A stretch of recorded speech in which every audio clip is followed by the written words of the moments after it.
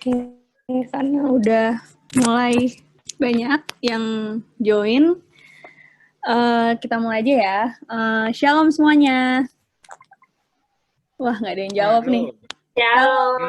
Shalom. Shalom. Mantap. Shalom. Shalom. Ngapain? Shalom. Senang banget nih ya kita bisa berjumpa lagi Ngapain? di Estap Online hari ini. Gimana nih kabarnya abis minggu UTS dan mulai kuliah? Yo. Semoga semua masih dalam keadaan sehat dan tetap semangat ya. Nah, hari ini tuh kita bakal bareng-bareng bersekutu dengan tema kedewasaan rohani. Tapi sebelum mulai, aku mau kepo nih sama pengalaman teman-teman dalam proses pertumbuhan rohani. Aku mau nanya nih, apa aja sih yang udah kalian lakuin untuk bisa dewasa secara rohani? Aku mau dengar dong dari... Coba siapa ya?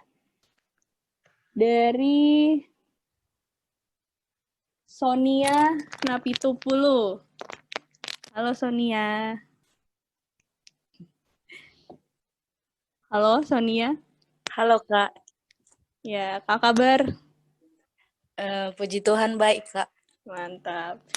Mungkin boleh sharing sedikit tentang gimana sih proses pertumbuhan rohani kamu yang udah kamu lakuin gitu.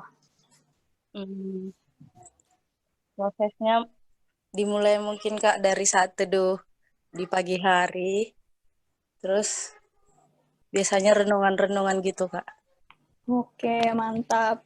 Berarti setiap hari rutin ya itu dilakuin? Iya Kak. Mantap. Makasih Sonia. Makasih Kak. Ya. Mungkin satu lagi kali ya. Dari ini aku nunjuk asal aja nih ya. Coba aku mau dengar dari Ardianus Immanuel. Halo. Halo Ardianus. Apa nih? Gimana nih sharing kamu, gimana cara kamu menumbuhkan rohani kamu biar bisa lebih dewasa secara rohani? Itu kamu udah ngelakuin apa aja sih? Dari aku sih ngadain kayak PA keluarga ya. Setiap minggu ada PA keluarga. Jadi bersama-sama beriman bersama gitu. Oh, mantap. Oke. Sip. Makasih ya, Ardianus, sharingnya. Oh ya, teman-teman, sebelum lupa nanti mungkin bisa diisi juga presensi yang udah di-share di chat. Boleh diisi. Oke. Nah, sekarang kita mau mulai ibadah kita. Kita mau fokus kepada Tuhan dan biarlah hadirat Tuhan ada dalam ibadah kita sore hari ini. Untuk itu, mari kita bersaat teduh sejenak.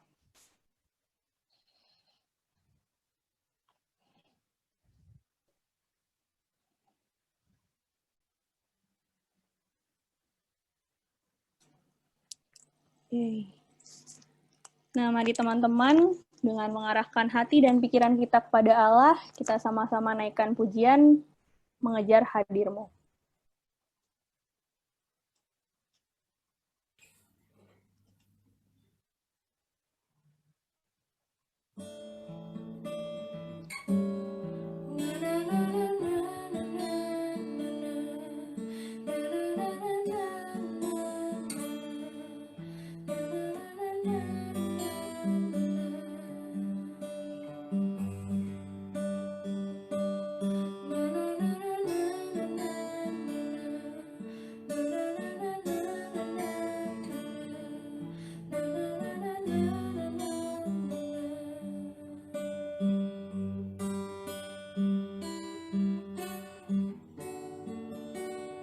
Dekat padamu itu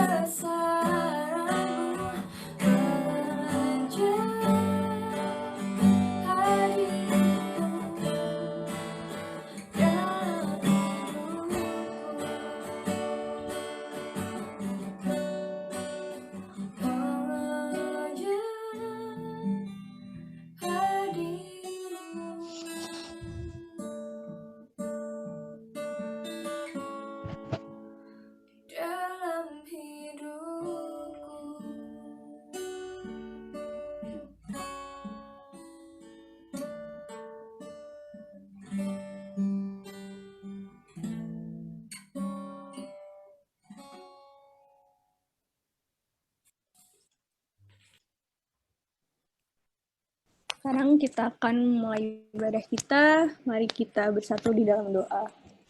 Allah Bapa kami yang bertata di dalam kerajaan surga, terima kasih ya Bapa, Engkau telah mengumpulkan kami semua pada hari ini di Estaf Online melalui platform Zoom. Ya Bapa, berkatilah agar pada Estaf hari ini kami bisa lebih mengenal Engkau ya Bapa, dan bisa semakin dewasa secara rohani, dan biarlah ibadah kami pada hari ini bisa berjalan dengan lancar dari awal hingga akhir. Dalam namamu kami berdoa dan mengucap syukur. Amin. Oke, sekarang kita mau memuji Tuhan dengan sukacita. Kita sama-sama naikkan pujian Anggur Baru.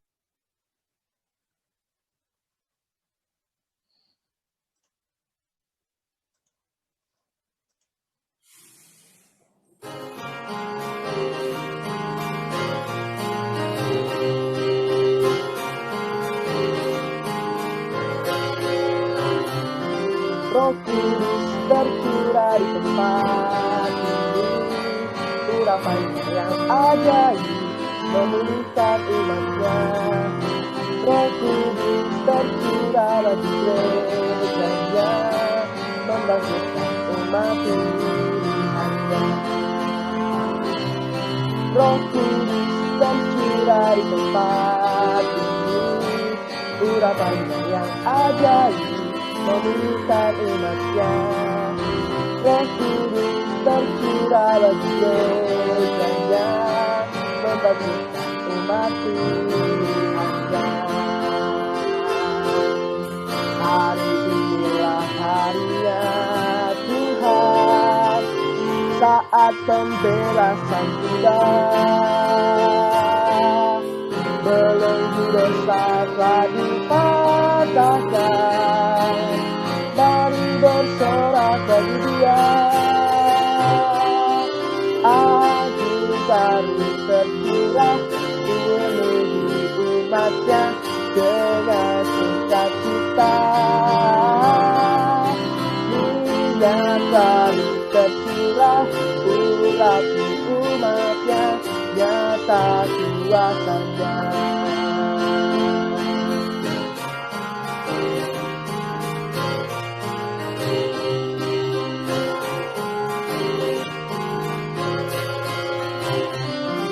Roh Kudus tercurah di tempat ini, urapannya yang ajaib memulihkan umatnya. Roh Kudus tercurah bagi gerejanya, membangkitkan umat pilihannya.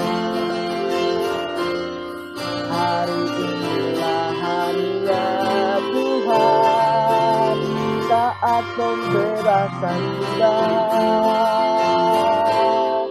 Belenggu dosa telah dipatahkan, mari bersorak bagi Dia. Agung baru tercurah penuhi umatnya dengan sukacita. Minyak baru tercurah urapi umatnya, nyata kuasanya. Anggur baru tercurah penuhi umatnya dengan sukacita. Minyak baru tercurah urapi umatnya, nyata kuasanya. Nyata kuasanya, nyata kuasanya.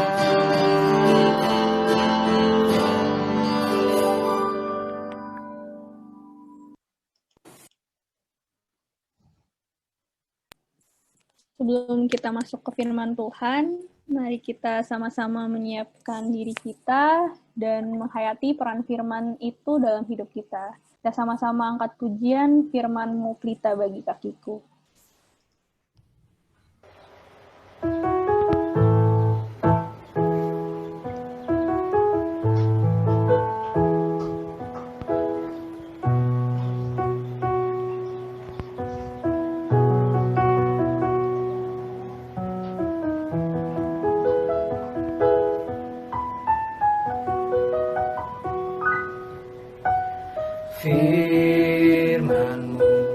pelita bagi kakiku, terang bagi jalanku.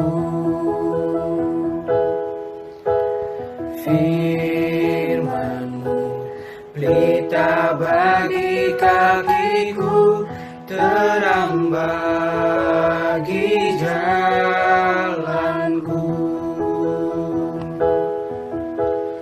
Waktu ku bimbang dan hilang jalanku, tetaplah Kau di sisiku, dan takkan ku takut asal Kau di dekatku, besertaku selamanya.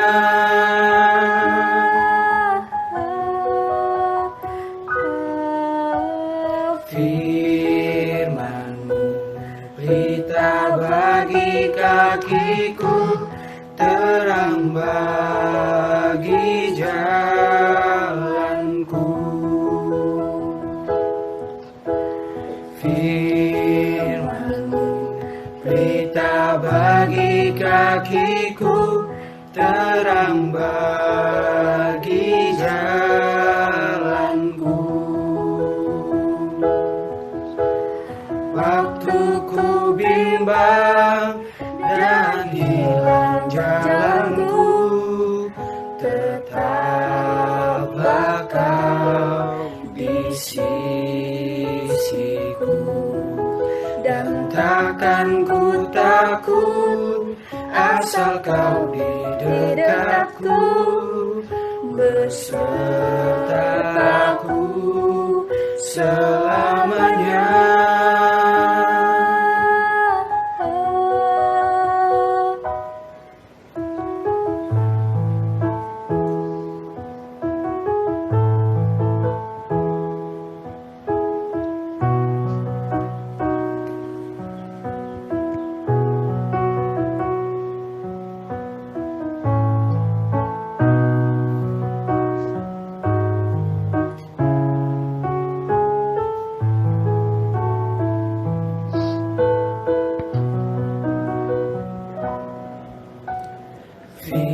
Firman-Mu pelita bagi kakiku, terang bagi jalanku. Firman-Mu pelita bagi kakiku, terang bagi jalanku. Terang bagi jalanku, terang bagi jalanku.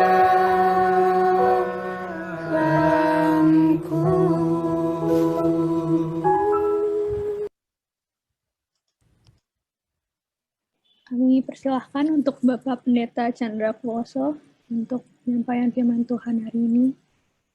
Baik, mari kita satu dalam doa.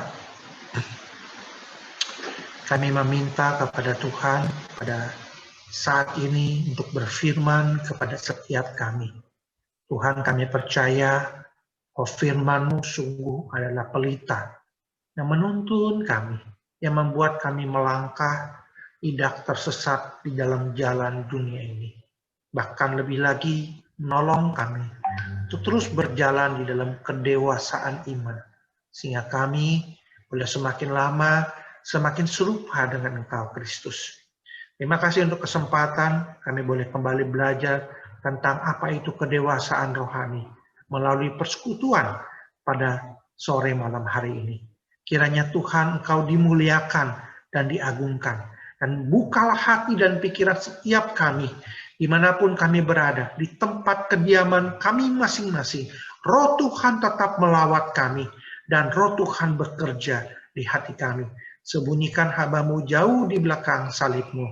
Ya, pemberitaan firman Tuhan ini hanyalah untuk mengagungkan dan memuliakan Bapa di surga. Dalam nama Tuhan Yesus Kristus kami berdoa dan mengucap syukur. Amin.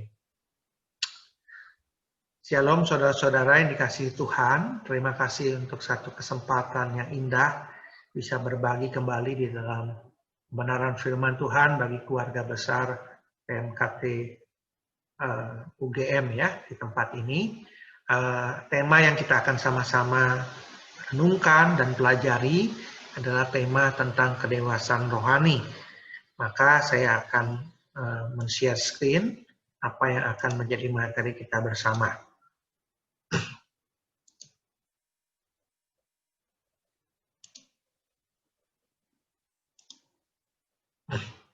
Baik, pertumbuhan menuju kedewasaan rohani menjadi satu topik yang sebenarnya sangat panjang dan kontinu perlu kita bahas.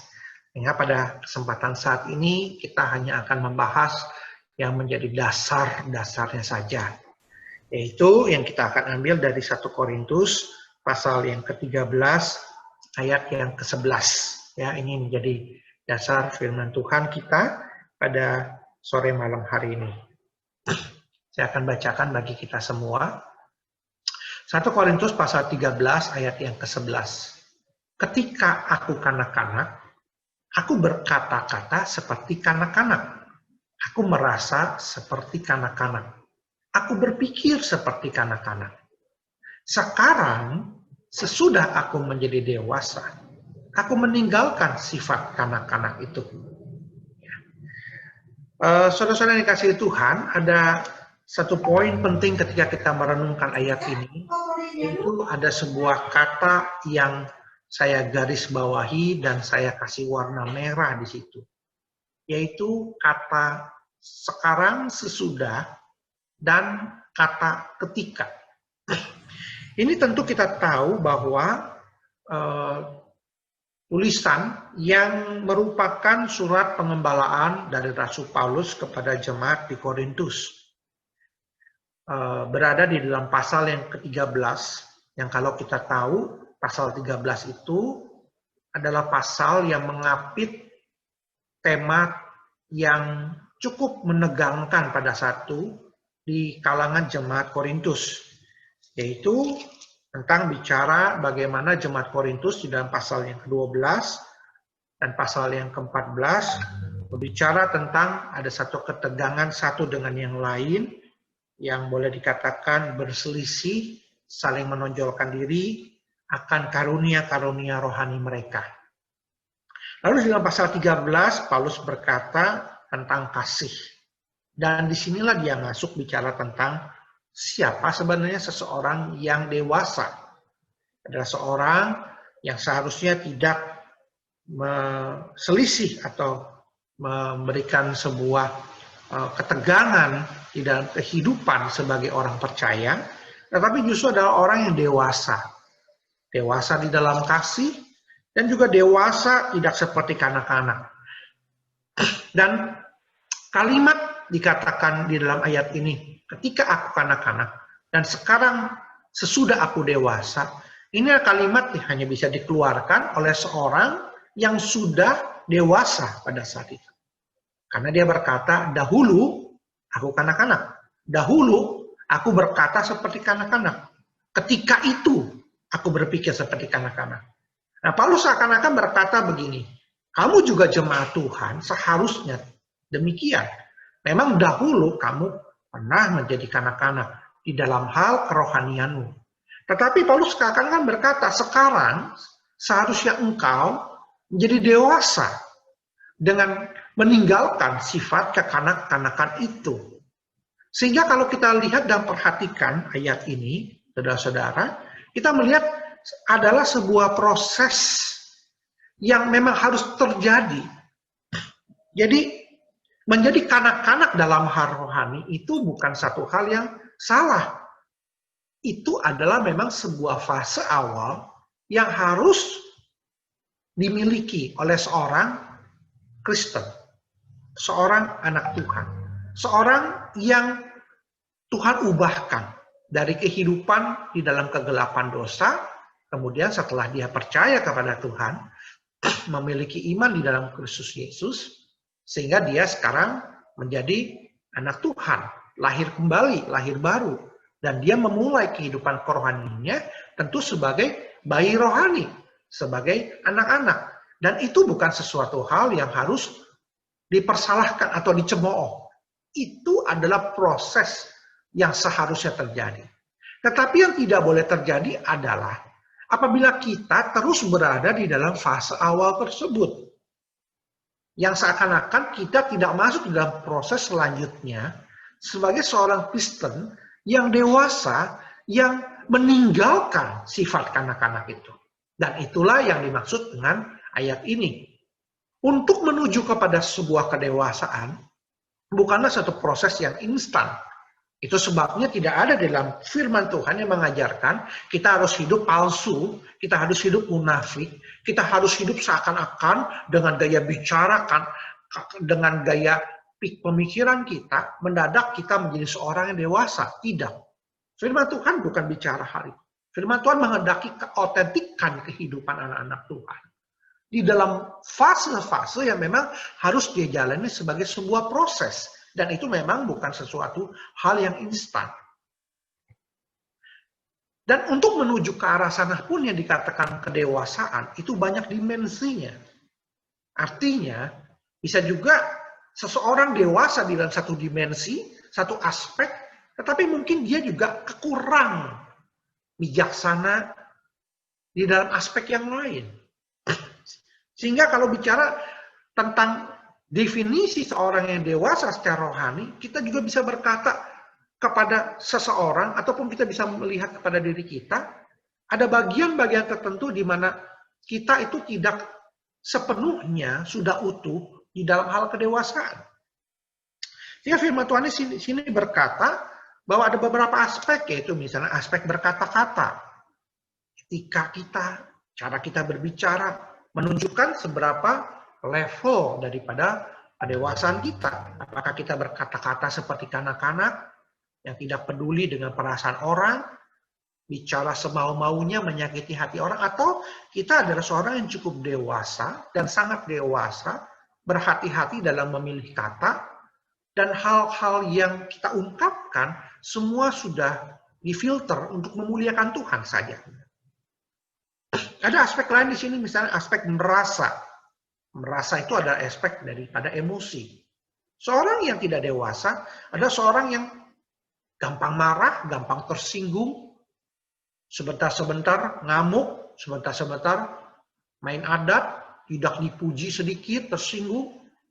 Tetapi seorang yang dewasa adalah seorang yang mungkin bahkan kalau udah disinggung pun dia tetap sabar, karena dia sanggup mengendalikan emosi. Itu satu dimensi. Ada juga aspek lain yang dikatakan dengan kedewasaan adalah aspek berpikir. Seorang yang bisa berpikir dengan cara pandang yang lebih luas, lebih bijak. Seorang dewasa adalah tentu seorang yang bisa menerima perbedaan. Kalau lagi berdiskusi, berdialog dengan orang yang tidak dewasa, dia akan merasa bahwa pendapat dia yang paling benar. Tetapi seorang yang sudah dewasa, tentu dia punya cara pandang yang bijak. Dan dia terbuka kepada pandangan yang lain.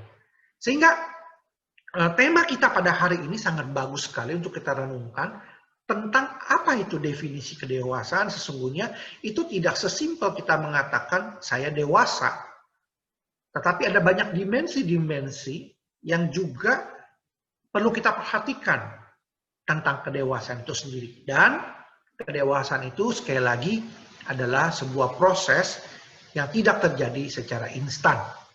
Paulus berkata, ketika dulu aku kanak-kanak dan melewati sebuah proses, dan sekarang sesudah aku menjadi dewasa, aku tidak terus berada dalam fase awal, tapi sekarang aku sudah meninggalkan sifat kanak-kanak itu.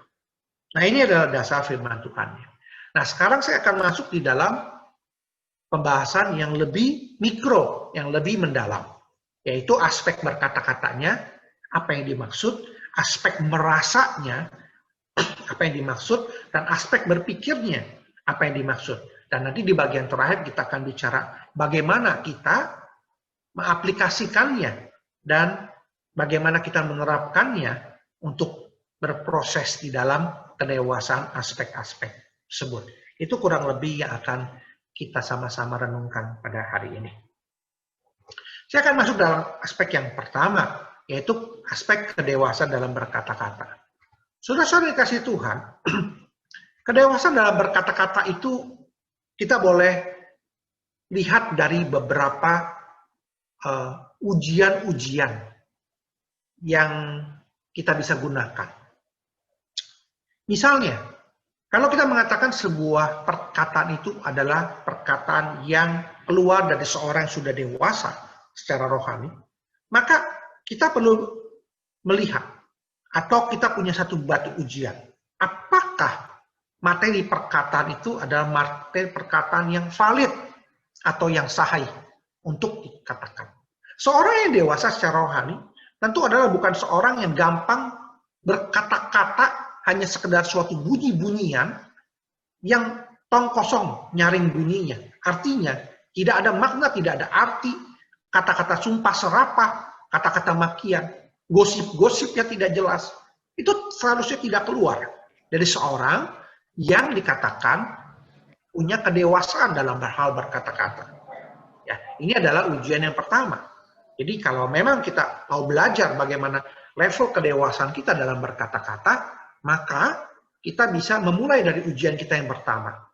Berapa banyak dari kata-kata yang kita gunakan di dalam satu hari, di dalam satu minggu, di dalam satu bulan, kita gunakan kata-kata itu. Dan perkataan itu materinya adalah bukan materi yang kosong, bukan materi yang gosip, bukan materi yang tidak benar, tetapi perkataan itu ada perkataan yang memang benar, valid, dan sahih. Bukan penuh dengan kebohongan, kepalsuan, dan fitnah. Nah, setelah itu ujian yang kedua adalah tidak cukup seorang yang dewasa dalam hal berkata-kata hanya memiliki perspektif, yang penting perkataan saya benar, maka saya bebas menyampaikannya. Oh tidak. Ada aspek yang kedua, apakah cara yang kau lakukan dan waktu penyampaiannya tepat. Contoh misalnya, saudara tahu bahwa mungkin teman saudara itu melakukan sebuah kesalahan. Tetapi bukan berarti bahwa fakta kebenaran teman atau saudara seiman saudara melakukan satu kekeliruan atau kesalahan, menjustifikasi saudara untuk menyampaikannya secara umum, secara publik. Dan pada waktu misalnya yang tidak tepat. Sehingga membuat dia menjadi malu dan bukan membawa kepada satu sikap yang membangun. Walaupun mungkin kita berkata perkataan itu adalah perkataan yang benar. Tetapi itu bukan perkataan yang dewasa. Yang dewasa adalah orang yang tahu bagaimana cara mengatakannya dengan nada yang tepat, tetapi juga dengan waktu penyampaian yang tepat. Mungkin kita menyampaikannya setelah acaranya selesai, dilakukan dengan cara empat mata dan penuh cinta kasih di dalam waktu yang tepat. Mungkin ketika dia emosinya sedang siap untuk menerima kritik dan saran dari kita. Nah, itu adalah orang yang dewasa. Sehingga orang yang tidak dewasa dalam berkata-kata adalah orang yang tidak tahu waktunya kapan, caranya bagaimana, sembarangan berkata-kata. Ujian yang ketiga adalah, apakah target sasarannya itu sesuai? Ada orang yang berkata materinya itu betul, cara dan waktu yang disampaikannya itu mungkin tepat, tapi sasaran targetnya tidak sesuai. Ya. Yang masalahnya adalah kepada si A, kita ngomongnya sama si B, kita ngomongnya sama si C, sehingga yang ada bukan menyelesaikan sebuah permasalahan, tapi membuat satu gosip-gosip yang tidak seharusnya diketahui oleh orang lain. Orang yang dewasa adalah orang yang tahu bagaimana memfilter perkataannya dan memilah perkataannya kepada orang yang tepat sasaran. Dan tidak kepada semua orang yang tidak ada kepentingannya perlu tahu tentang hal ini. Walaupun hal itu adalah hal yang benar dan walaupun itu disampaikan dengan cara yang benar. Kemudian, orang yang dewasa juga selalu orang yang mempertimbangkan apakah ketika saya berkata itu Tuhan dimuliakan atau Tuhan dipermalukan. Misalnya, kita tahu bahwa ada seseorang yang memang perlu untuk didisiplin karena mungkin dia berkata tidak benar atau dia tidak bertanggung jawab di dalam pekerjaan pelayanannya. Mungkin dia melakukan suatu perbuatan dosa, persinahan, dan lain sebagainya. Tetapi kita perlu berpikir, apakah saya patut untuk menyampaikan kepada dia, atau barangkali kalau orang yang dewasa, dia akan mungkin mempertimbangkan apakah hal tersebut patut untuk disampaikan, dan ketika disampaikan, nama Tuhan dimuliakan atau nama Tuhan malah dipermalukan. Dan itu sesuatu hal yang menjadi filter seorang yang dewasa.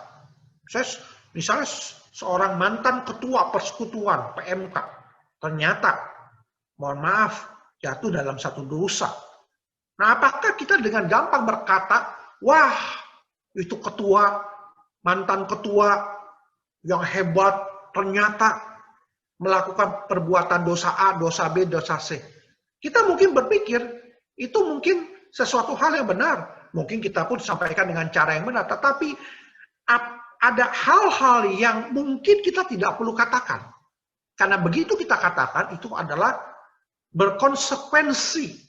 Nama Tuhan semakin dipermalukan. Itu yang dibilang ada seorang yang bisa bijaksana dalam hal berkata-kata. Yang kelima, apakah ketika dia mengatakan dia juga memiliki damai sejahtera? Artinya ketika dia berkata-kata, dia memiliki satu shalom di dalam hatinya. Walaupun ini memang sifatnya sangat subjektif. Nah, ini ada aspek yang pertama, yaitu kedewasaan dalam hal berkata-kata. Yang kiranya kelima ujian ini bisa menolong kita mengukur diri kita. Nanti dalam diskusi kelompok, saudara-saudara bisa saling mengukur sejauh mana saya punya level kedewasaan di dalam hal berkata-kata. Sebab apa? Ada 3 hal yang katakan orang bijak yang tidak dapat ditarik kembali dalam kehidupan. Apa itu? Anak panah yang telah diluncurkan oleh busurnya. Anak panah itu sudah diluncurkan, dia tidak akan pernah bisa kembali. Yang kedua adalah perkataan yang telah diucapkan. Kita boleh berkata, mohon maaf, perkataan saya itu menyakitkan, tetapi perkataan yang telah diucapkan, yang melukai perasaan itu, bisa membuat orang tersebut menjadi hancur. Mungkin bertahun-tahun, bahkan seumur hidupnya. Dia ingat kata-kata kita. Kata-kata seorang pembina rohani, kata-kata seorang pemimpin kelompok kecil, kata-kata seorang alumni Kristen, yang mungkin kita sangat respect. Justru semakin kita harus berhati-hati dalam berkata-kata. Nah, itu harusnya muncul sebagai satu ciri khas daripada kedewasaan rohani. Waktu yang telah berlalu juga adalah hal yang tidak bisa ditarik kembali di dalam kehidupan. Karena kesempatan hanya muncul sekali. Sama seperti kita saat ini, saudara-saudara ada di PMK, itu adalah masa-masa indah. Ya, sama saya juga pernah pelayanan di PMK. Saya pernah menjadi ketua PMK ya di Jakarta dan saya menikmati masa-masa itu. Mengapa?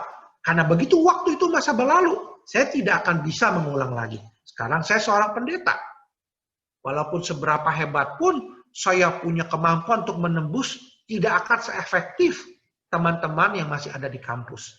Karena visi pelayanan mahasiswa tetap adalah student reaching student. Dan saya percaya, kalaupun sekarang saya paling hanya membawakan sesekali sharing firman Tuhan. Tetapi waktu itu tidak akan pernah terulang kembali. Waktu sekarang, nikmati, maksimalkan.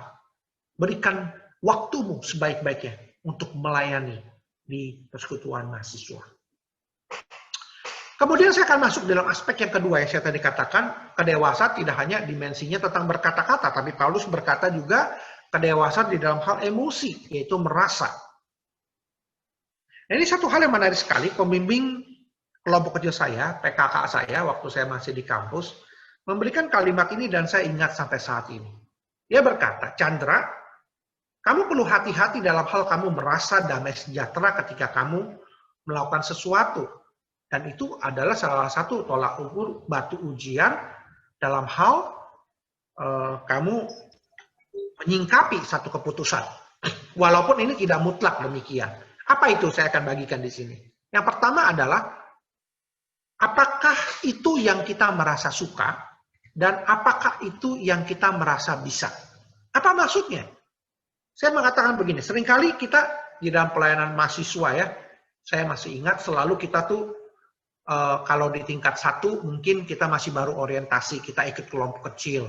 Kita belum melakukan sebuah keputusan-keputusan yang penting di dalam pelayanan. Tapi biasanya di semester 2 atau tingkat 2 kita mulai terbiasanya ditawarkan pelayanan. Dan biasanya kita akan melakukan begini, saya suka bernyanyi. Makanya saya merasa suka menyanyi, maka saya yakin ini adalah kehendak Tuhan. Saya ikut vokal group di kampus. Saya bisa memimpin, maka saya merasa saya bisa menjadi koordinator panitia Natal. Saya menjadi koordinator retreat, saya menjadi koordinator di dalam acara-acara lain sebagainya. Nah, saudara-saudara, kita perlu hati-hati dalam hal merasa ini, karena merasa ini ada sifatnya subjektif. Malah sebaliknya adalah, pemimpin KTB saya berkata begini, jangan-jangan justru sebaliknya, Tuhan meminta kita melakukan sesuatu yang tidak kita suka. Justru kalau kita sedang melakukan apa yang kita suka, jangan-jangan itu bukan yang Tuhan mau. Justru yang Tuhan mau adalah kita belajar menyangkal diri dan emosi kita untuk melakukan sesuatu hal yang tidak kita suka dan melakukan sesuatu yang kita tidak bisa. Kenapa? Karena disitulah kita semakin mau menyangkal diri dan mengandalkan Tuhan. Saya masih ingat waktu itu saya berkata, saya nggak bisa menjadi seorang pemimpin. Saya tidak suka memimpin orang. Tapi Tuhan berkata, jangan mengandalkan perasaan kamu. Karena justru dengan kamu melakukan sesuatu hal yang kamu tidak suka, jangan-jangan itu adalah yang Tuhan suka. Jangan-jangan kalau dengan kamu melakukan sesuatu hal yang tidak bisa, itu sebaliknya justru Tuhan meminta kita untuk mengandalkan Tuhan. Dan disitulah proses penyangkalan terjadi. Ingat, kedewasaan seorang murid adalah terletak pada penyangkalan dirinya.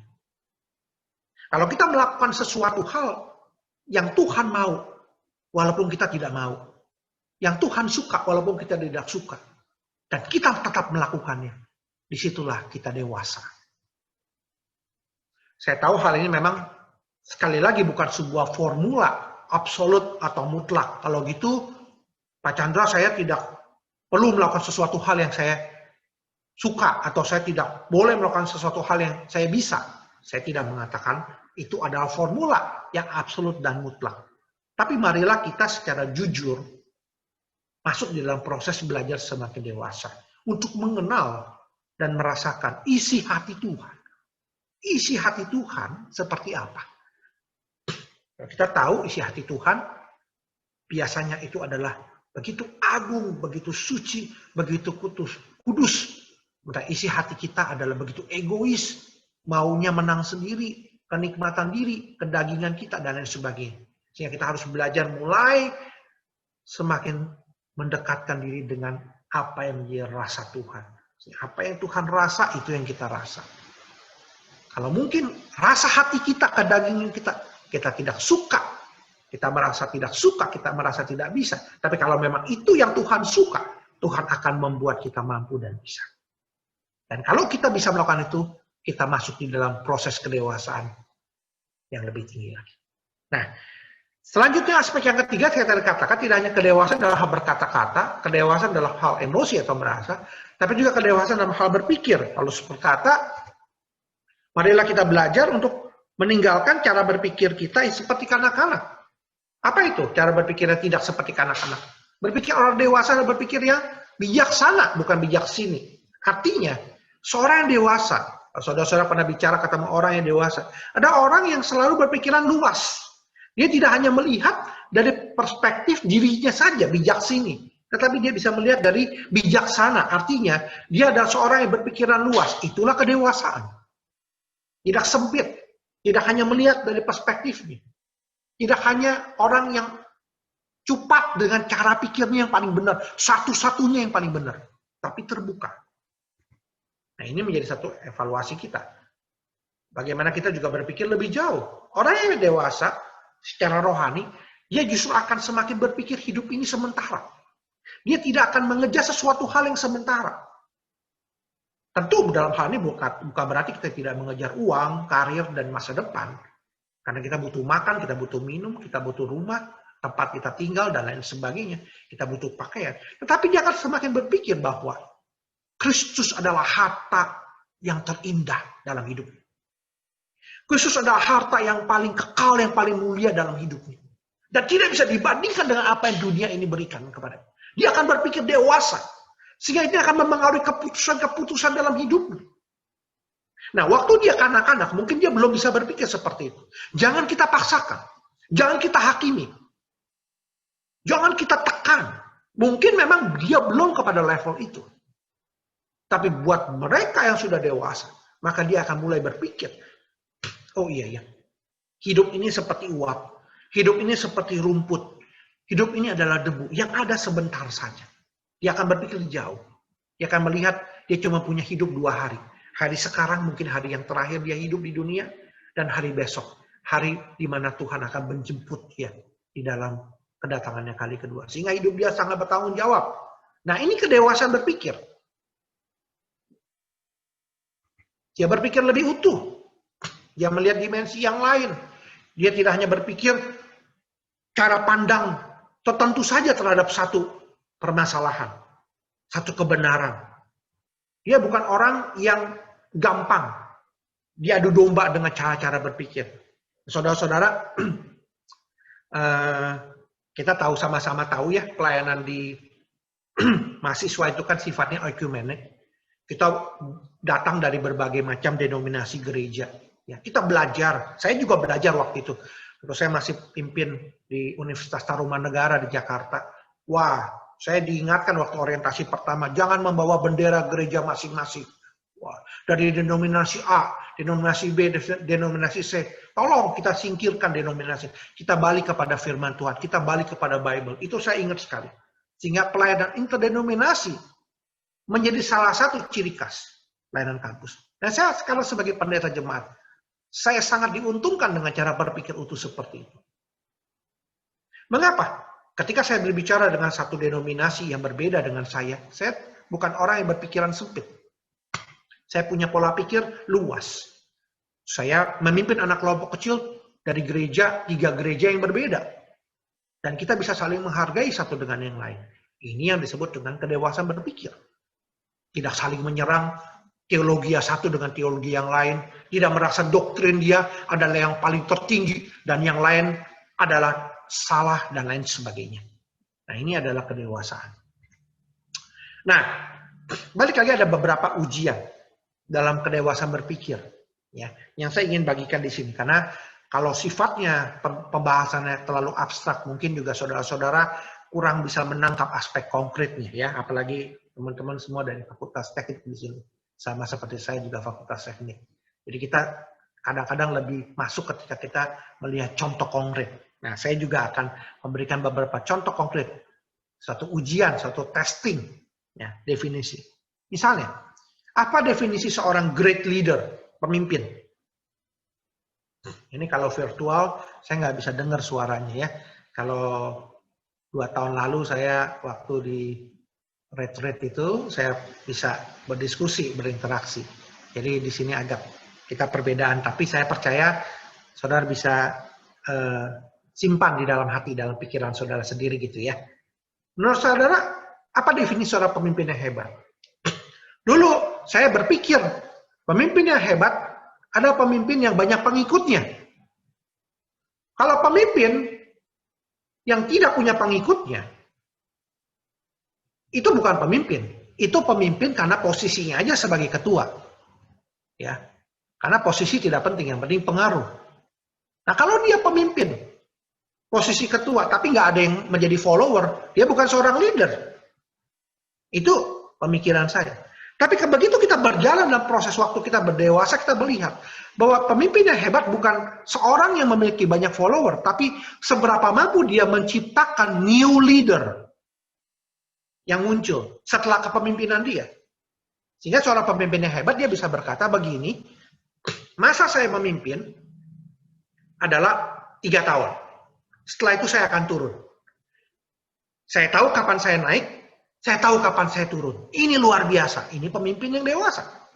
Dan dia adalah orang juga yang siap untuk memunculkan pemimpin generasi berikutnya setelah dia. Sehingga dia tidak terus bertahta di kerajaan itu. Kerajaan tanda kutip. Definisi yang berbeda tentunya. Kedua, contohnya, menurut saudara, apa definisi orang kaya? Di kampus saya, salah satu dosen saya adalah orang yang bekerja di perusahaannya Pak Ciputra ya, Insinyur Ciputra. Nah, dia waktu itu mengajarkan kami bagaimana dia memimpin real estate dan kawasan yang ada. Dan saya masih ingat dosen saya ini mengatakan begini, menurut saudara siapa itu orang kaya? Apa definisi kaya? Seorang yang punya harta berapa miliar, berapa triliun, berapa asetnya? Masing-masing dari kita di kelas, oh Pak sekian triliun, sekian ini, wah. Pakai US dollar dan sebagainya. Dia bilang kamu salah. Menurut dia, saya ditanya, siapa orang kaya? Orang yang ketika ditanya detik ini, berapa hartamu? Dia berkata, saya tidak tahu. Kenapa? Karena dia perlu ngaudit hartanya dulu berbulan-bulan karena saking kayanya. Sampai dia menemukan balancing hartanya itu berapa. Itu definisinya orang kaya. Jadi berapa banyak yang dia bisa dapat. Tapi setelah saya ikut KTB, saya didewasakan oleh pemimpin KTB saya lewat kakak, lewat pembinaan alumni, saya menyadari loh, orang yang kaya bukanlah seberapa banyak yang dia miliki, tapi seberapa murah hati dia bisa berbagi. Itulah orang kaya. Jadi definisi orang kaya adalah orang yang murah hati. Dia kaya di dalam berbagai kebajikan. Nah ini adalah satu kedewasaan berpikir. Kita tidak bisa paksakan ini kepada orang Kristen yang masih kanak-kanak. Kita paksakan ribut. Karena dia belum sampai dalam berpikir seperti itu. Tapi kalau orang yang sudah dewasa, dia akan berpikir gini. Iya ya, hidup ini adalah titipan Tuhan. Harta itu adalah dari dia, oleh dia, dan kepada dia. Bagi dialah kemuliaan sampai selama-lamanya. Harta ini adalah titipan Tuhan. 100% Tuhan titipkan. Saya bukan pemiliknya. Dan saya perlu bagikan. Dan semakin saya membagikan, semakin banyak saya membagikan, artinya saya semakin banyak modal untuk membagikan. Artinya saya orang kaya. Nah ini contohnya. Contoh yang ketiga. Apa definisi kemenangan? Saudara, kalau saya kadang-kadang di kampus ribut ya. Kalau orang ribut-ribut kepanitiaan itu. Debat gitu ya. Wah, kalau Natal atau Paskah, layarnya mesti warna merah misalnya. Mesti warna ungu. Ada yang mengatakan, enggak, mesti warna hijau, warna kuning. Ribut, saudara.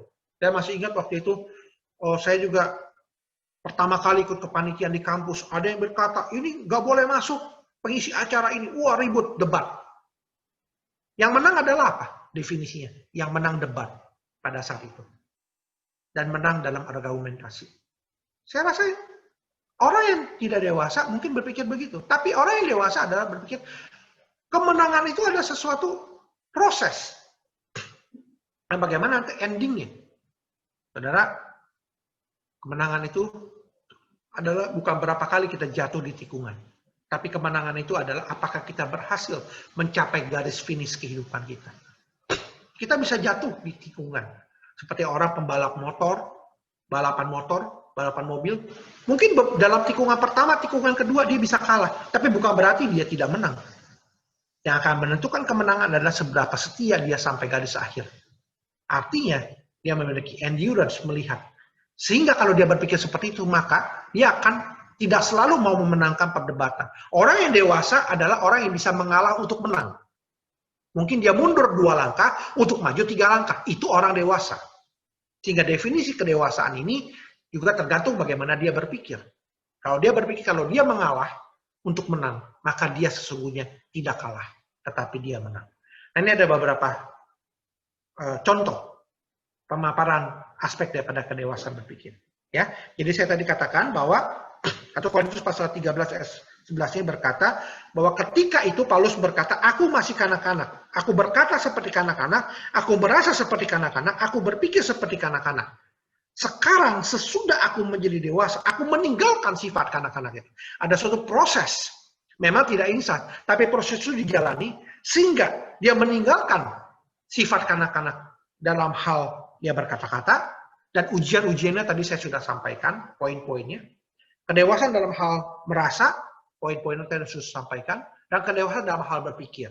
Demikian juga beberapa ujian-ujian poin definisi yang saya sudah sampaikan. Baik, sampai di sini saya akan lanjutkan di dalam bagian yang berikutnya. Kalau gitu sekarang bagaimana agar kita bisa terus bertumbuh? Sehingga kita semakin bertumbuh artinya definisinya itu adalah semakin meninggalkan sifat kanak-kanak itu ya. Sesuai dengan ayat ini kan. Definisi bertumbuh dewasa adalah siap semakin meninggalkan sifat kanak-kanak itu. Ya. Berkata-kata seperti kanak-kanak, merasa seperti kanak-kanak, berpikir seperti kanak. Bagaimana? Nah, saya percaya poin pertama adalah jangan pernah takut dengan masalah. Saya percaya masalah itu ada, Tuhan berikan sebagai sarana kita untuk bertumbuh dewasa. Tidak ada seorang yang bisa berada di anak tangga yang kelima tanpa dia melewati anak tangga yang pertama. Seorang tidak mungkin bisa masuk di dalam anak tangga yang ke-10 kalau dia tidak melewati anak tangga yang ke-7. Seseorang tidak akan pernah dewasa kalau dia tidak pernah bisa melewati masalah-masalah di dalam anak tangga kehidupan sebelumnya. Kalau kita tidak berani menghadapi masalah atau kita senantiasa menghindari itu masalah, kita lari dari masalah, maka kita tidak akan pernah dewasa, bertumbuh dewasa, dan naik kepada next level dari kehidupan kita. Sehingga saya pikir pertama bagaimana agar bertumbuh dewasa, kita jangan pernah takut kalau kita punya masalah. Sebaliknya kita harus melihat bahwa itu adalah anak tangga yang harus dilewati. Tidak ada cara lain menuju kedewasaan rohani kecuali melalui anak tangga tersebut. Yaitu kita melewati masalah dan kita menghadapi masalah itu. Dalam salah satu bukunya, Julianto Simanjuntak berkata, mari kita belajar seni bagaimana kita merayakan masalah-masalah dan kesulitan hidup itu. Dan kita melihat kehidupan itu secara positif. Nah, saya mau kita lihat beberapa hal yang dia sampaikan di dalam bukunya. Ya, saya mencatat di sini poin-poin besarnya adalah misalnya ketika kita menghadapi masalah, masalah tidak untuk disimpan, tapi masalah untuk dibagikan. Artinya, seorang yang mau bertumbuh dewasa, dia tidak akan hidup menyimpan masalah bagi dirinya sendiri. Terus mengurung di kamar, terus menyimpan masalahnya sendiri, frustasi, depresi, putus asa. Tidak heran, satu waktu mungkin berpikir untuk bunuh diri dan mengakhiri kehidupan. Mengapa? Karena masalahnya itu disimpan hanya pada dirinya sendiri. Tapi kalau saudara dan saya ingin mau bertumbuh dewasa, ketika masalah itu ada, mari kita belajar untuk secara vulnerable membagikan itu. Ya, kepada teman yang dekat dengan kita, teman KTB kita, PKK kita, pembina rohani kita. Yang kedua, masalah tidak untuk disesali, tapi untuk dirayakan. Tidak ada masalah yang terjadi kebetulan. Problem-problem, kegagalan-kegagalan, mungkin Tuhan izinkan terjadi. Dan tidak melihat masalah itu hanya sebagai sesuatu hal yang gagal, tapi mungkin perlu dirayakan. Saya masih ingat, ada salah satu dosen saya, ketika kami habis ujian skripsi, nah, rupanya dia tidak lulus. Waktu dia tidak lulus, di kamar mandi, saya masih ingat, di toilet, maka salah satu dosen kami bicara kepada teman saya ini. Dia berkata begini, tidak semua orang punya pengalaman hidup seperti kamu. Karena kegagalan adalah kesuksesan yang tertunda. Mari kita rayakan untuk kesuksesan kamu di semester yang akan datang, untuk mengulang skripsimu itu. Jangan sesali. Karena tidak semua orang punya privilege seperti kamu. Kalimat itu mantap ya. Menempel dalam pemikiran saya. Jadi sejak itu dia semangat dan akhirnya memang dia lulus. Nah, itu ada perspektif, jangan takut. Sehingga dia bertumbuh dewasa di situ. Dia bertumbuh dewasa dalam pemikiran, dia belajar tidak putus asa dalam kehidupan. Masalah bukanlah tanda kelemahan, tapi tanda kekuatan. Ingat janji firman Tuhan. Allah turut bekerja dalam segala sesuatu untuk mendatangkan kebaikan. Dan ingat janji Tuhan bahwa percobaan-percobaan yang kita alami, percobaan biasa yang tidak akan melebihi kekuatan manusia. Kalaupun, iya, Tuhan akan memberikan jalan keluar. Itu bukan tanda kelemahan. Tidak semua orang diberikan masalah seperti kita. Kalau ada teman kita yang punya masalah lebih berat, kita tahu justru dia lebih kuat dari kita. Dan Tuhan tahu dia sanggup untuk melewati. Karena segala perkara dapat kutanggung di dalam Dia yang memberi kekuatan kepadaku. Masalah tidak untuk menjauhkan kita, tapi untuk mendekatkan kita kepada Tuhan. Ya, saudara, ini bertumbuh dewasa. Saya masih ingat, ya namanya mahasiswa waktu itu ya, problem cinta itu di mana-mana ya. Cinta segitiga, segi empat, sama sisi, ya, tidak sama sisi dan lain sebagainya. Yang namanya cinta ya, bisa terjadi kekejaman, saudara ya. Jadi ada yang motong di tengah jalan, pokoknya dan lain sebagainya. Saya rasa sama juga lah ya, namanya masih muda. Nah itu kadang-kadang ada yang patah hati. Ketemu mantan ini, motong tuh, waduh sakit hati. Saudara, kadang-kadang saya melihat ya, ini pengalaman saya.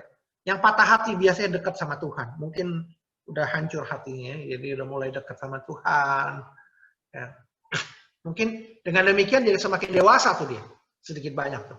Ya, mulai rajin baca Alkitab, rajin berdoa, rajin menangis di hadapan Tuhan.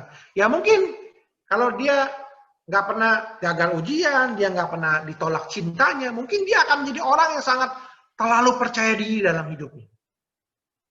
Saya percaya tidak ada sesuatu hal yang terjadi kebetulan. Sehingga masalah bukan untuk dijauhkan, tapi untuk dibawa lebih dekat kepada Tuhan. Tentu dalam hal ini, kalau masalah itu tidak diselesaikan, bisa juga menjadi suatu kepahitan. Tetapi kalau yang saya maksudkan masalah itu bisa diselesaikan, itu membawa kita semakin dewasa di hadapan Tuhan. Masalah tidak untuk dihindari, tapi untuk dihadapi. Jangan takut. Masalah bukan semata-mata cobaan, tapi ujian untuk kita mendapatkan sebuah mahkota. Nah, saudara saya dikasih Tuhan, yang kedua, saya pikir adalah kita belajar untuk disiplin. Nah, ini adalah poin kedua, bagaimana kita belajar untuk bertumbuh. Yaitu kita harus belajar endurance. Kita harus belajar bertahan. Kadang-kadang Tuhan berikan posisi di mana kita maju nggak bisa, mundur nggak bisa, ke kanan nggak bisa, ke kiri nggak bisa. Saudara bisa lihat kisah-kisah ini di dalam Mazmur-Mazmur yang ditulis oleh pemazmur. Bagaimana kesulitan itu membuat kita harus terus bertahan. Kadang-kadang kita putus asa, kadang-kadang kita menyerah. Tapi disitulah kita belajar untuk semakin dewasa, dan kita harus melawan kedagingan kita dengan disiplin rohani kita. Nah, disinilah salahnya PKK. Pemimpin KTB dan PKK. Kadang-kadang kita tidak tega. Kadang-kadang kita tidak tega untuk ngomel sama anak kakak kita. Kadang-kadang kita nggak tega untuk bantu mereka lebih cepat menyelesaikan masalah. Ini dosanya kita, tanda kutip. Nah, saya belajar juga. Ketika kita membimbing, kita harus benar-benar tahu proses ulat menjadi kupu-kupu. Kita tidak bisa mempercepat. Kita kasihan sama orang ini, sama anak-anak rohani kita, lalu kita cepat-cepat bantu dia. Kadang-kadang dia memang harus lewati proses itu. Let it be. Biarkan dia melewati suatu jalan yang tidak mudah. Karena ulat itu perlu menghasilkan sebuah zat di dalam tubuhnya ketika dia harus keluar dari kepompong, karena itu digunakan untuk memperkuat otot-otot sayapnya dan membuat dia bisa terbang menjadi kupu-kupu. Saudara bisa Google, saudara bisa lihat di YouTube prosesnya. Saudara bisa lihat artikel di internet banyak yang mengatakan bahwa justru ketika ulat itu dipercepat keluarnya, kepompongnya kita bantu, malah dia tidak bisa mengembangkan sayapnya ketika dia menjadi seorang kupu-kupu. Jadi kadang-kadang tanda kutip perlu juga kita belajar tega dan untuk kebaikan. Ya. Karena itu ada proses daripada kedewasaan itu sendiri. Tentunya tidak ekstrim ya, kalau dia udah mau sampai bunuh diri, mau bagaimana, terus sudahlah kita nggak usah bantu, silakan aja bunuh diri. Saya tidak bicara dalam kasus ekstrim di sini, karena kita belajar harus tega. Kadang-kadang kita harus tega, membiarkan dia bingung, misalnya. Mengambil sebuah keputusan, biarkan dia yang mengambil keputusan, bergumul di hadapan Tuhan, mendengar suara Tuhan, menangkap isi hati Tuhan, dan mengambil keputusan, saya mau jadi ini. Dan saya mengambil keputusan ini, karena walaupun berat konsekuensinya, ini adalah kehendak Allah buat saya. Dan itu perlu untuk kedewasaan. Yang kedua, ya saudara juga bisa Google ataupun internet, banyak cerita tentang bagaimana proses pohon korma ditanam di Timur Tengah. Ya, benihnya itu ketika ditanam di atasnya ditaruh batu. Mengapa ditaruh batu? Supaya ketika benih itu bergerak, akarnya terus berjuang dulu ke bawah. Supaya akarnya cukup kuat ke bawah, sehingga bisa menyerap kebutuhan air yang berada di bawah tanah sangat dalam, sampai akarnya itu kuat, maka dia akan menggulingkan batu yang ada di atasnya. Lalu dia bertumbuh ke atas.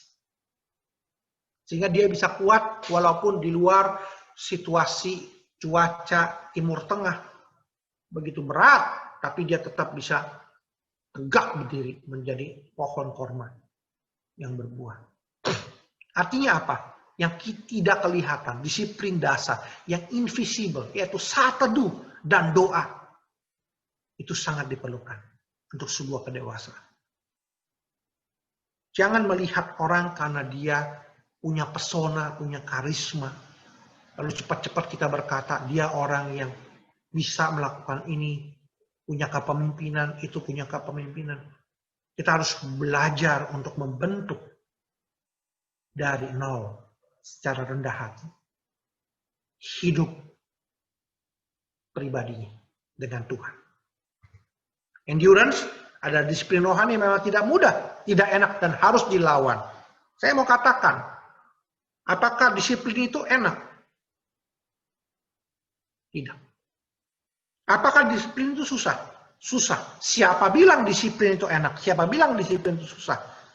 Siapa bilang melawan kemalasan itu gampang? Siapa bilang melawan keengganan itu gampang? Justru itu kita harus lawan kedagingan itu. Supaya melalui sikap perlawanan itulah kita semakin dewasa di dalam Tuhan.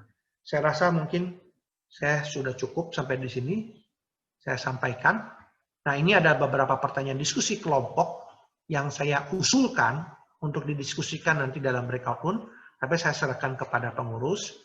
Yaitu sharingkan contoh konkret dalam kehidupan kampus tentunya tentang berbagai bentuk ketidakdewasaan dalam berbagai aspek ya, baik berkata, rasa, atau berpikir. Coba kita saling diskusi dan sharingkan. Kalau dalam kehidupan kampus contoh konkretnya apa ketidakdewasaan yang bentuk-bentuk kedewasaannya itu seperti apa sih? Yang kedua, apakah Anda sedang punya masalah saat ini? Nah, bagaimana cara memanfaatkan masalah yang ada sebagai peluang, opportunity, peluang emas bagi Anda untuk bertumbuh secara rohani, ya. Bagaimana caranya? Diskusikan. Yang ketiga, apa yang dapat kita lakukan sebagai saudara seiman dalam satu keluarga besar PMKT UGM, yes, agar kita bisa dapat lebih endurance dan disiplin dalam kehidupan rohani kita. Apa yang kita bisa lakukan sebagai saudara seiman kepada teman kita, ya, sebagai satu keluarga besar daripada pelayanan kita, agar kita bisa lebih endurance dan mau disiplin di dalam kehidupan rohani kita. Baik, saya sudahi sampai di sini. Saya kembalikan kepada pemimpin acara. Terima kasih, Tuhan memberkati. Terima kasih Pak Pendeta. Nah, kita bakal dibagi-bagi nih ke breakout room dan kita bakal diskusi buat pertanyaan tadi sekitar 15 menit. Oke, silakan host yang membagi. Ini udah pada balik semua kah? Udah ya kayaknya. Nah, sekarang setelah kita udah diskusi, semoga ya dari hasil diskusi tadi yang walaupun cuma 15 menit bisa semakin banyak yang kita pelajari terkait kedewasaan rohani dan tentunya bisa kita lakukan dalam kehidupan kita, khususnya kehidupan kampus ya. Nah, mungkin sekarang kita bakal lanjut untuk persembahan. Nah, untuk persembahan hari ini kita bakal memberikan lewat platform ini yang di layar, ada GoPay, Genius, OVO, atau Bank Sinarmas. Nah, sambil kita ngumpulin persembahan ini secara online, mari kita naikkan pujian Give Thanks.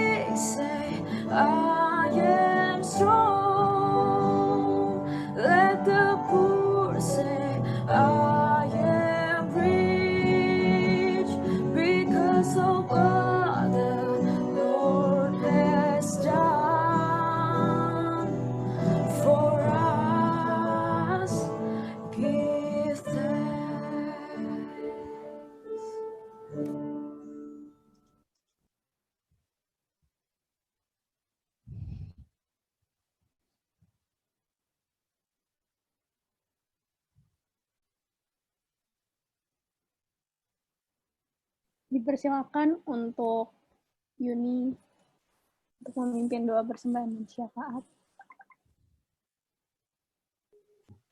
Setelah kita mengumpulkan persembahan, marilah kita bersatu di dalam doa. Bapa, terima kasih atas berkat-Mu pada sore menjelang malam ini, sehingga kami hampir menyelesaikan ibadah kami. Berkatilah Bapa persembahan yang telah kami kumpulkan dengan ikhlas, agar nantinya dapat digunakan untuk memuliakan nama-Mu. Bapa, berkati juga umat-Mu yang telah menyampaikan firman-Mu tadi, kiranya ia Kau berikan selalu kesehatan, agar diberkatilah seluruh pekerjaannya untuk memberikan firman-firman-Nya kepada umat-Mu.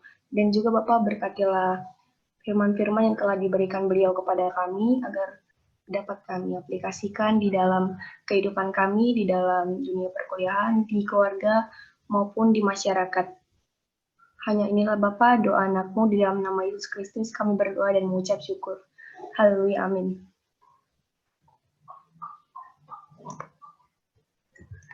Selanjutnya kita masuk ke doa syafaat. Di sini ada pokok-pokok doanya. Aku bakal bacain dari nomor 2. Nanti setelah aku bacain bakal didoakan masing-masing. Yang pertama untuk para anggota PMKT agar selalu diberkati dan diberi kesehatan. Kita berdoa.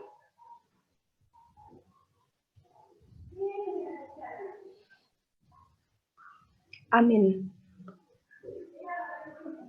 Selanjutnya, yang ketiga, untuk para kakak staf yang mendampingi PMKT agar selalu diberi kekuatan dan kesehatan. Kita berdoa.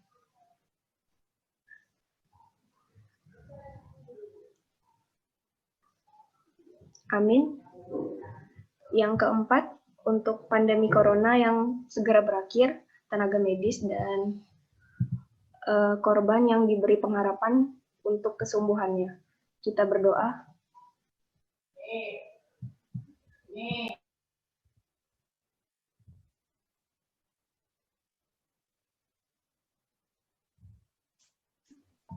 Amin. Selanjutnya yang kelima untuk teman-teman kita yang jarang bergabung estaf agar dapat hadir. Kita berdoa.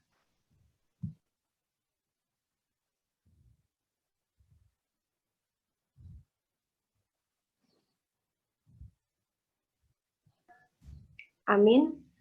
Selanjutnya yang keenam untuk teman-teman mahasiswa dalam menjalani kuliah online supaya diberi kecerdasan serta semangat belajar. Kita berdoa.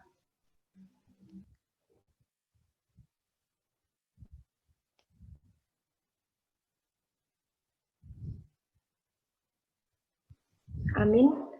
Selanjutnya untuk para masyarakat yang mengalami kemerosotan ekonomi karena pandemi, kita berdoa.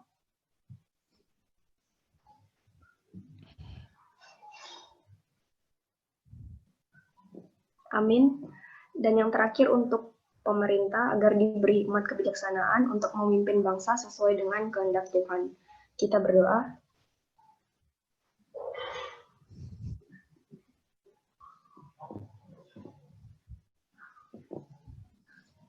Amin. Oke.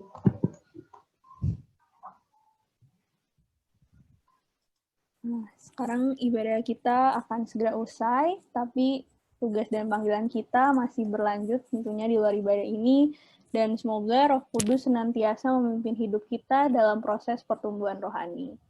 Oleh karena itu, mari kita sama-sama naikkan pujian Roh-Mu yang hidup.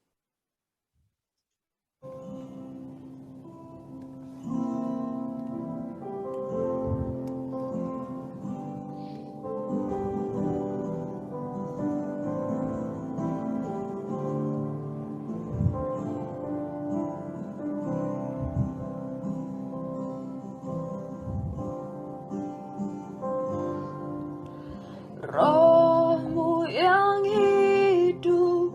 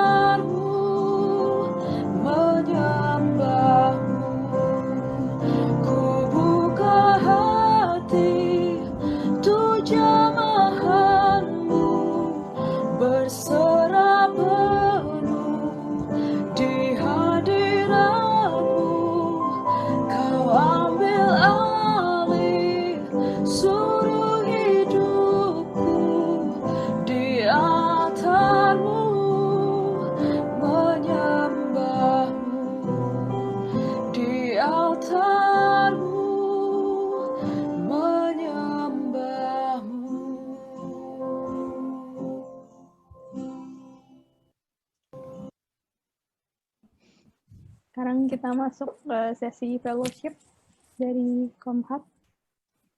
Silakan.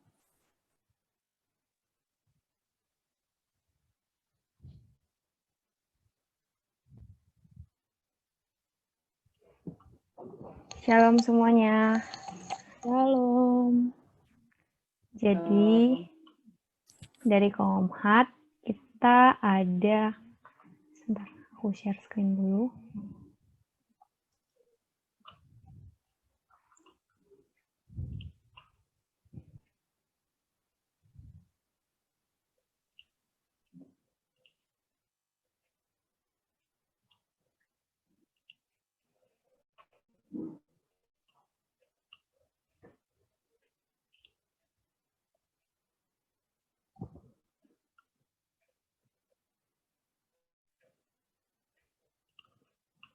Bentar ya teman-teman.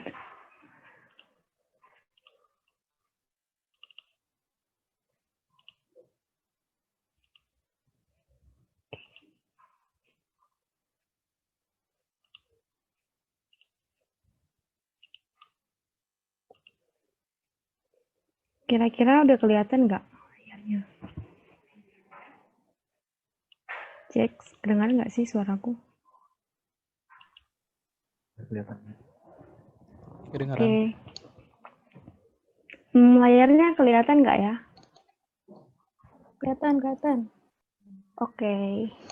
Jadi kami dari Komhat ingin mengucapkan ulang tahun kepada teman-teman yang berulang tahun dari bulan September kemarin sampai sekarang. Nah, di kartu ucapan ulang tahun kita ada ayat berkatnya juga buat teman-teman sekalian. Aku mulai dari yang paling awal ya, di bulan September. Jadi di bulan September kemarin ada yang berulang tahun yaitu Kak Wiliana pada tanggal 13 September. Ayat berkat buat Kak Wiliana, engkau memberitahukan kepadaku jalan kehidupan, di hadapanmu ada sukacita berlimpah-limpah, dan tangan kananmu ada nikmat senantiasa. Selanjutnya, pada tanggal 21 September kemarin ada Sydney yang berulang tahun. Ayat berkatnya dari Mazmur 91 ayat 16. Dengan panjang umur akan kukenyangkan dia, dan akan kuperlihatkan kepadanya keselamatan daripadaku. Selanjutnya ada Jeremy Sihombing yang berulang tahun di tanggal 4 Oktober kemarin. Ayat berkat buat Jeremy dari Amsal 3 ayat 16. Umur panjang ada di tangan kanannya, di tangan kirinya kekayaan dan kehormatan. Selanjutnya ada Sonia Napitupulu yang berulang tahun pada tanggal 5 Oktober kemarin. Ayat berkat buat Sonia dari Zefanya 3 ayat 17. Tuhan Allahmu ada di antaramu sebagai pahlawan yang memberi kemenangan. Ia bergirang karena engkau dengan sukacita, ia membantu engkau dengan kasih-Nya. Selanjutnya ada Kak Rina yang berulang tahun pada tanggal 27 Oktober kemarin. Ayat berkat buat Kak Rina dari 2 Korintus 9 ayat 15. Syukur kepada Allah karena karunia-Nya yang tak terkatakan itu. Terus ada Kak Liviana yang berulang tahun tanggal 12 Oktober kemarin.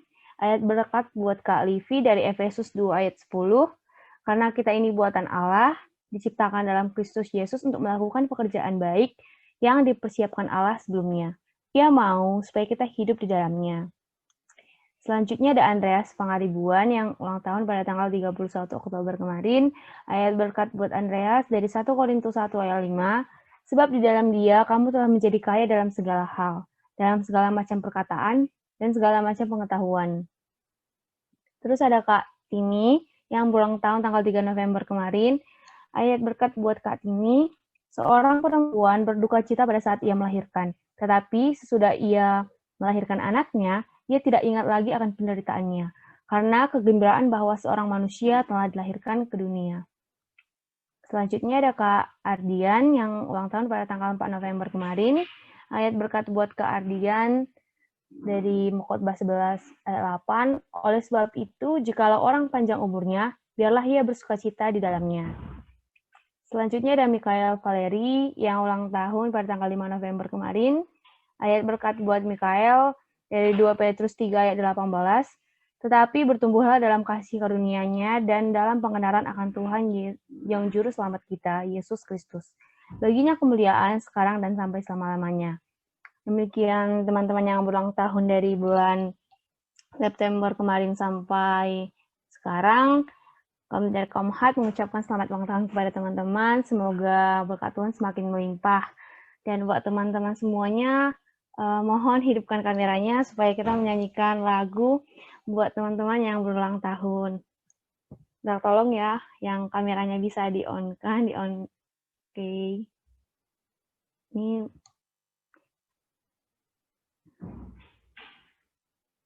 nyalain ya teman-teman. Teman-teman bisa sambil bertepuk tangan ya menyanyikannya sebagai kado kita, kado virtual kita kepada teman-teman kita yang berulang tahun. Oke, kita lihat.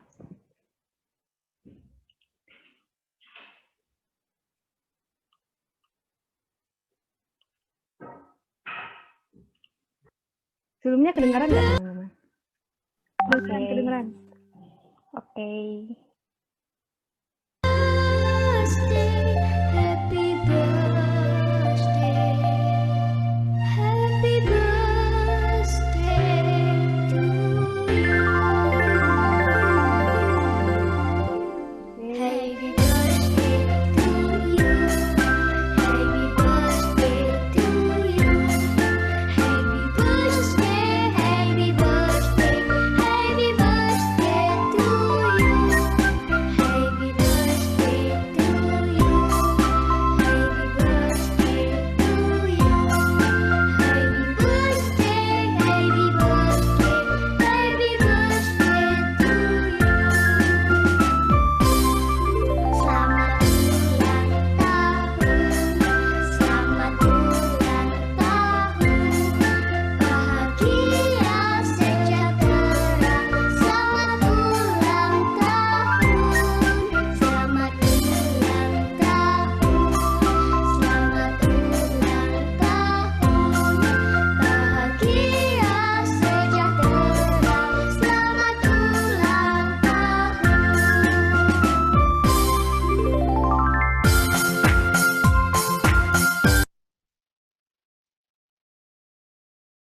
ulang Sekian dari Komhat. Selamat ulang tahun bagi semua menyertai kita. Terima kasih. Oke, makasih ya Komhat untuk sesi fellowship-nya. Sekarang kita mau masuk ke pengumuman. Ada pengumuman dari Komna. Silahkan Komna.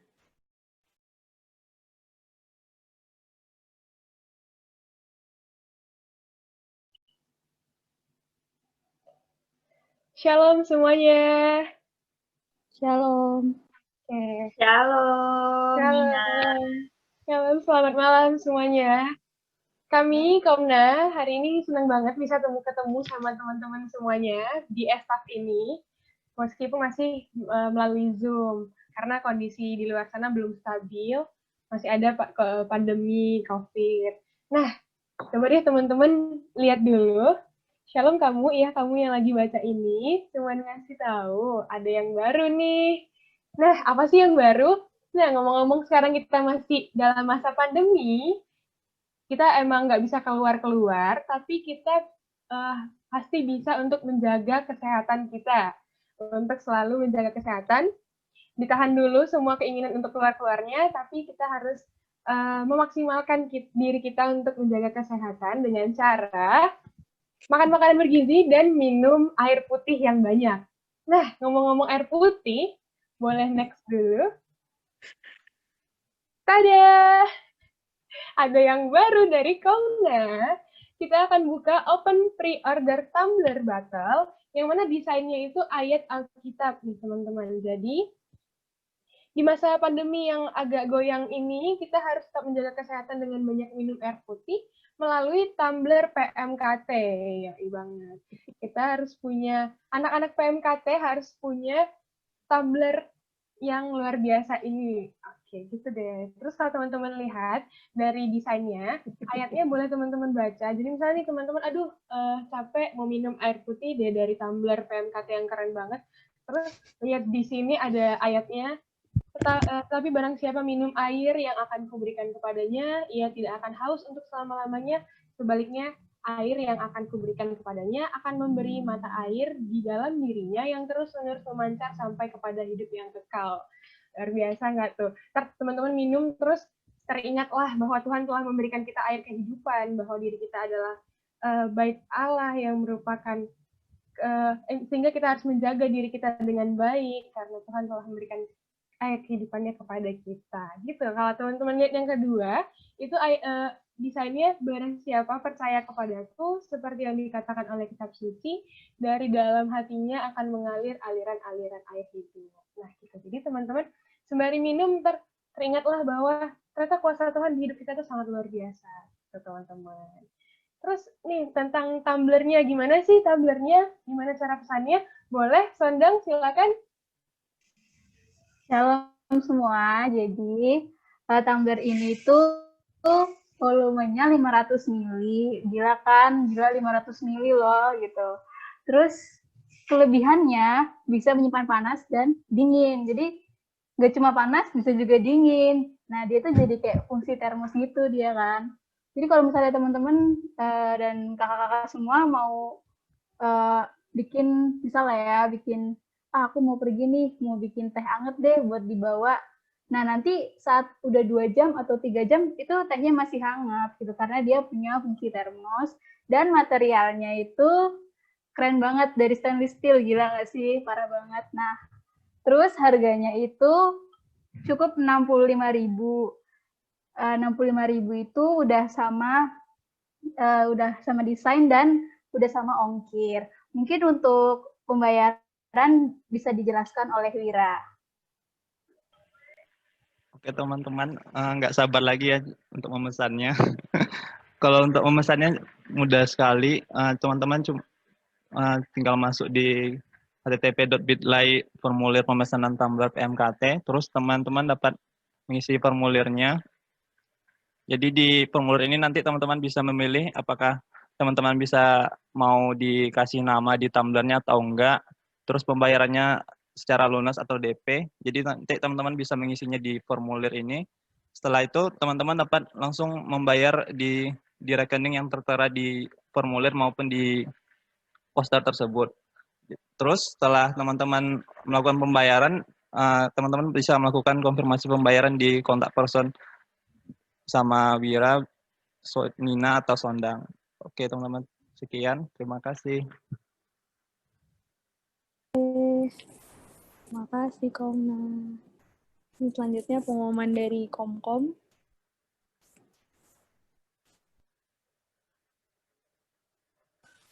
Oke, bisa di-share, tolong di-share PPT-nya. Oke, jadi back dulu. Jadi di sini aku Ritni balik lagi seperti biasa akan menyampaikan pengumuman-pengumuman tentang kegiatan di PMKT di minggu-minggu ke depan. Bisa ke yang awal dulu.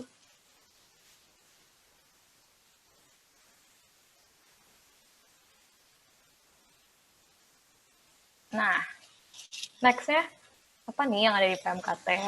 Nah, tanggal 11 November besok, tepatnya hari Rabu, itu akan ada RTG atau Ready to Go jam 5 sore.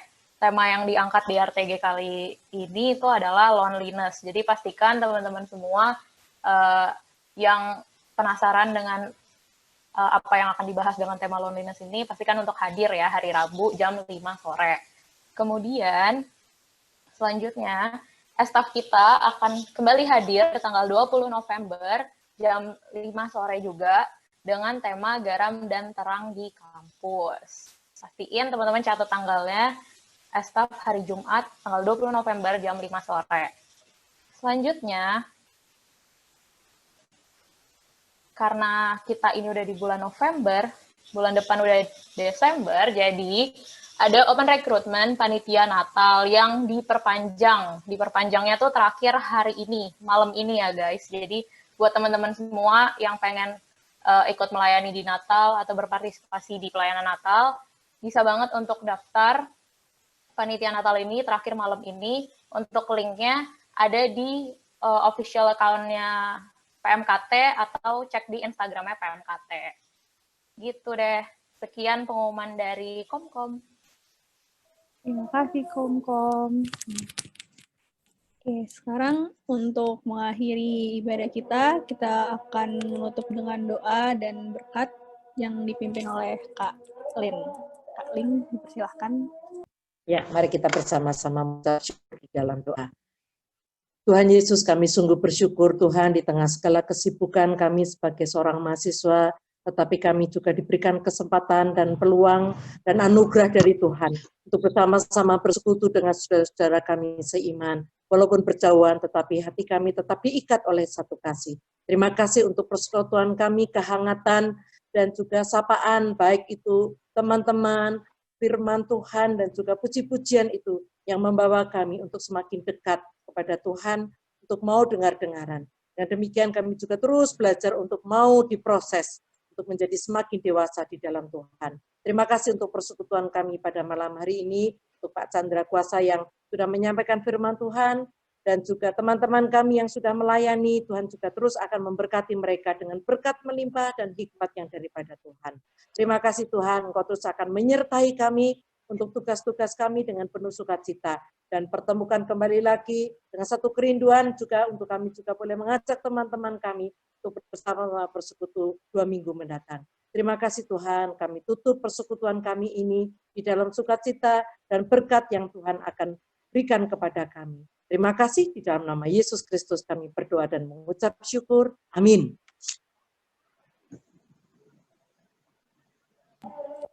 Nah, ibadah kita sudah selesai, tapi sebelum kita semua left, kita mau foto bareng dulu nih. Mungkin yang masih belum dibuka kameranya bisa dibuka dulu. Ayo.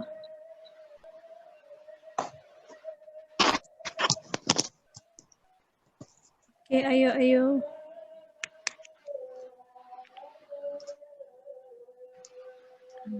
Mantap nih.